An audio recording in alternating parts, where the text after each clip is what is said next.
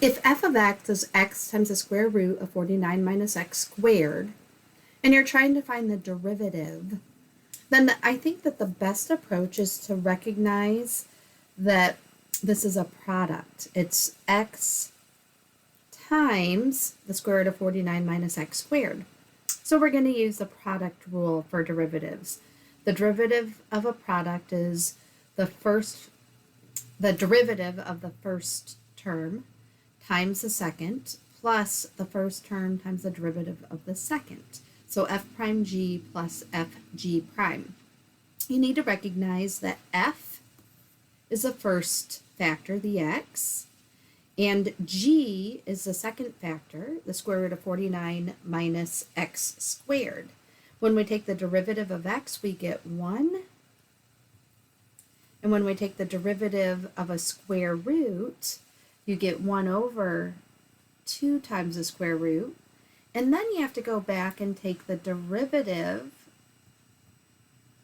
of the radicand. That's the 49 minus x squared. The derivative of 49 minus x squared is going to be negative 2x. So the derivative of the square root of 49 minus x squared is the opposite of x over the square root of 49 minus x squared, because do you see that these 2's reduce out? 2 over 2 gives us a 1. So we have negative x over the square root of 49 minus x squared. Next, we just insert those into the product rule. F prime is 1, so f prime times g is just g, square root of 49 minus x squared.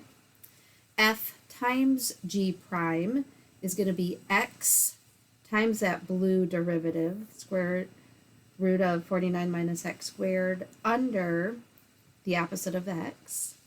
And then you can see that we could multiply the green x times the blue x to get x squared. So we have the square root, the first blue square root, minus, so I've taken this plus an x squared times a negative is just going to be minus x squared over the square root of 49 minus x squared. What you want to do next is get a common denominator, and that denominator is the square root. So if I multiply the top and bottom by that square root, it's the square root of 49 minus x squared squared. So you see that that square root squared just undoes each other, because a square root and a square are inverses. So we have a 49 minus x squared minus the second x squared. So that's 49 minus 2x squared all over our denominator. Now, you didn't ask about finishing this problem from here, but when it asks you to find the critical numbers, the next step is going to be to see where the function is undefined.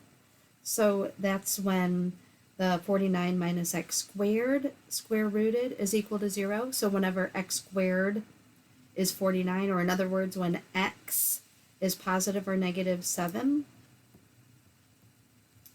And then we look for when the numerator equals 0. So we'd take 49 minus 2x squared, set it equal to 0. And this one works out really nicely with the square root property. Don't try to factor it or complete the square or anything else. Just flat out set the x squared isolated to the other part. So we'd have divide both sides by 2, and we'd have 49 over 2 equals x squared. And then the last step would be to take the square root of both sides. But don't forget that when we take the square root of both sides using the square root principle, it's a plus or minus. So it looks like we'd have x is the square root of 49. Well, let me just write that as 7.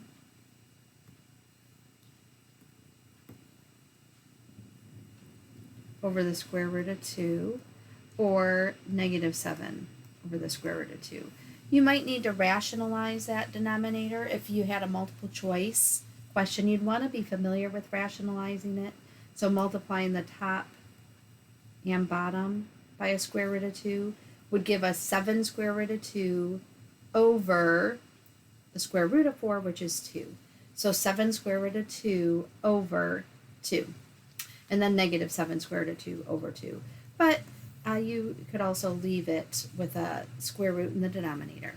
I hope that helps. Let me know if you need more clarification on any of the steps.